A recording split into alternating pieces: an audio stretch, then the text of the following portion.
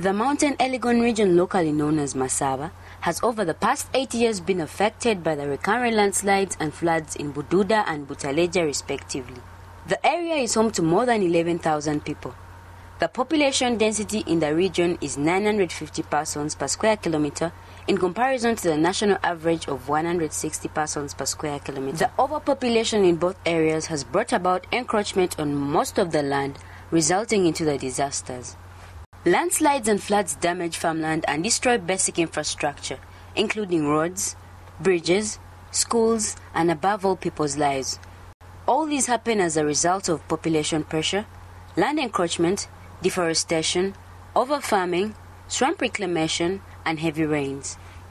When the Elgon region receives heavy rains, River Manafa that originates from uphill transports enormous volume of water to the lowland area where Butaleja lays. This causes increase in the water levels, forcing water beyond the river banks into people's homes, hence causing multiple deaths, destruction of crops, property, and livestock. In 2010, a severe landslide claimed over 100 people in Bududda and washed away about 500 houses, several acres of crop gardens, destroyed protected drinking water sources, among others, in Himutu and Mazimasa sub-counties in Butaleja district. More than 7,000 people were also displaced by the floods. On the 24th June 2012, torrential rains caused the serious landslides in Bwamwalukani parish, burying the villages of Bunamwanga and Bunakasala, affecting approximately 5 acres of land. The situation in the Elgon region remains precarious as cracks on the slopes indicate that another landslide is imminent. To this effect, the government of Uganda developed comprehensive national policies concerning disaster preparedness and management. There are non-government agencies working toward fixing the problem of landslides and floods. They include the World Health Organization, UNICEF, and the Red Cross. Researchers have identified 3 key issues that should be considered to address the risks in the region. These include resettlement management, land management solutions, and population pressures. The first issue is resettlement management. This involves moving people from high-risk to low-risk areas that could save people from both landslides and floods in Bududda and Butaleja.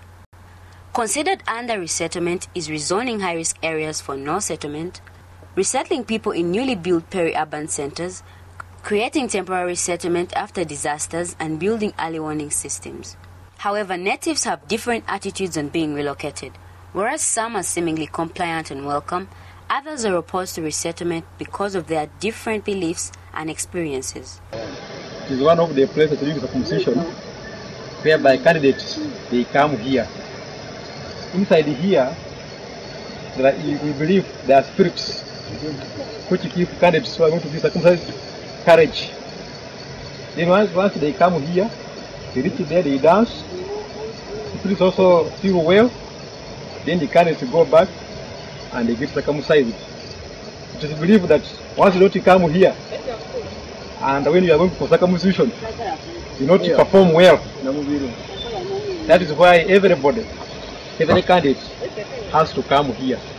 And every clan has to come on the Saturday when they are going to circumcise him.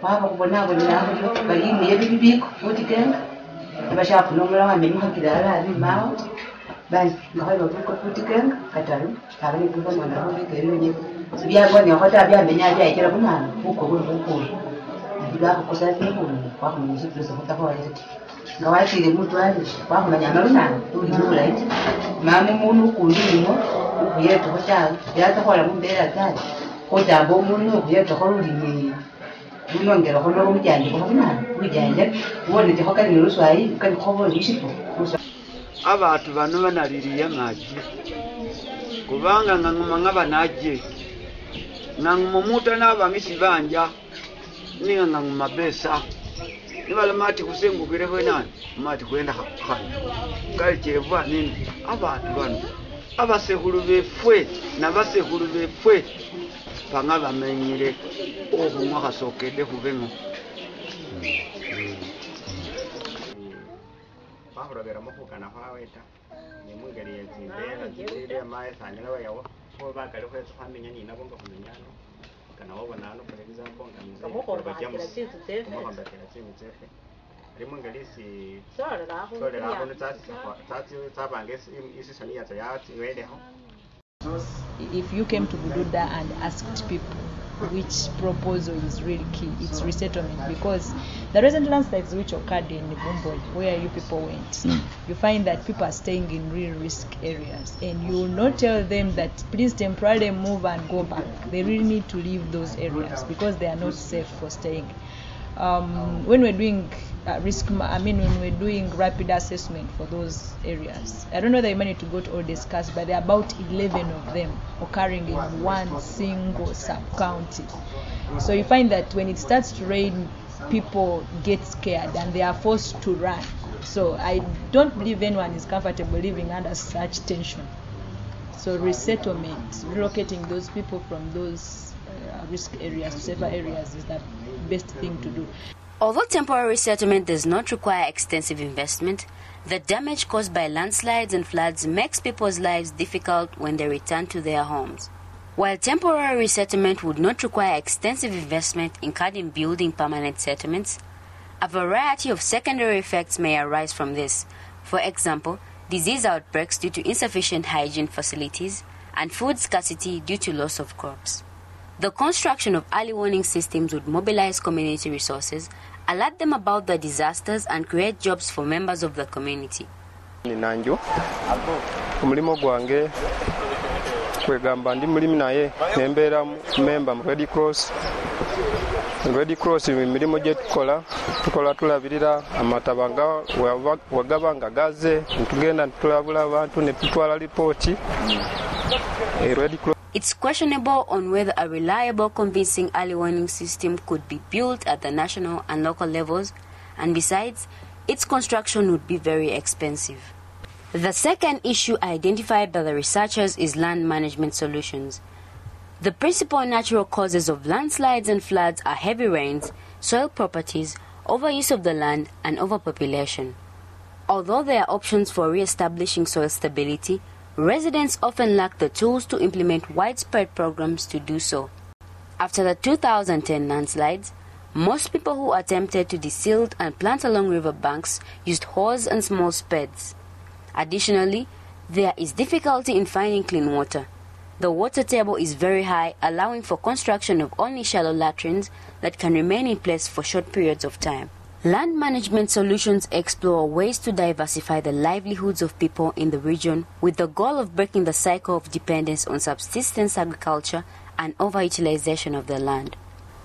Some of the proposals include reforestation, community effort to maintain wetland, developing the scheme of rice but not in the wetland, desilting riverbeds, building bridges and raising existing ones, government's assistance in drilling water where possible.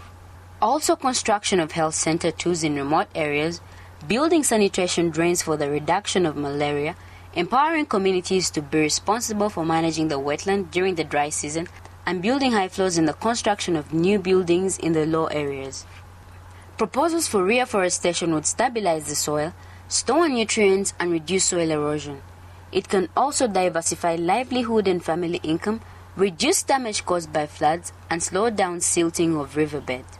Nonetheless, trees reduce the amount of available land for agricultural use and diminish farmers' income from crops. Planting forests of rich commercial value would bring in economic benefits. However, since people are used to cutting trees, their primary role in preventing disasters can be lost. Developing the rice scheme would increase rice production to generate income, but the growing population in the region will probably exhaust the fertility of the wetland, and this does not address the problem of flooding clearly. Due to the absence of drain pit latrines, natives are at high risk of getting diseases. Amagi gano ni gaja gaba nekifuba era kwagana mu bulwaye obo kusinga amagulu gano kwagana mu bulwaye amagulu gano gasimba kwagana mu bulwaye obwesuna omusujja kwagana mu bulwaye obwedukana obw'okunyalala kale obulwaye obwo nje businga okututawanyangana. The construction of bridges would facilitate transportation for local residents, improve efficiency of transporting agricultural products, and increase farmers' income. However, bridges are often damaged during the rainy season, and repeated lack of maintenance could make bridges dangerous. Empowering communities to be responsible for managing the wetland during dry season and maintaining the water channels would reduce pressure from agriculture on the land and restore our riverbanks. But communities may focus more on the short-term benefits than the long-term benefits. The third issue that should be considered to address the risks in the region is population pressure. The rapid growth of population has driven people to exhaust natural resources, which increases the probability of landslides and floods. Population growth also leads to economic consequences, often poverty and passing of family land into smaller plots. Due to this, only about 65% of Mountain Elgon's residents have achieved the primary level of education, about 15% have not attended school at all, and many children drop out of school to work on farms or get married. The issue therefore intends to explore ways to alleviate population pressures, including those resulting from a lack of education, overly large families, and poor health outcomes. The proposals include the construction of vocational schools for both boys and girls, campaign on family planning outcomes, construction of health center tours in remote areas, promotion of discussion of land use as it relates to family size, taking steps to prevent child marriage, among others. Vocational schools create more skilled labor for service industry, delay marriages and pregnancies among females, and the population growth rate can be slowed down. It also enables skills to be passed on between generations. Mohammed Ali, Deputy Principal of Butaleja, majoring in mechanical engineering. My son also trained in motor vehicle technician course, which involves mechanics, and from that experience, he used those skills to man our rice mills, and he's faring very well. Parents with skills are more likely to allow their children to go to school as well. However, it can be hard to promote education in some regions due to costs and fees, and technical schools are generally stigmatized in some areas. With the people in the Elgon region aware of the problems they face and the possible solutions, the power now rests in their hands.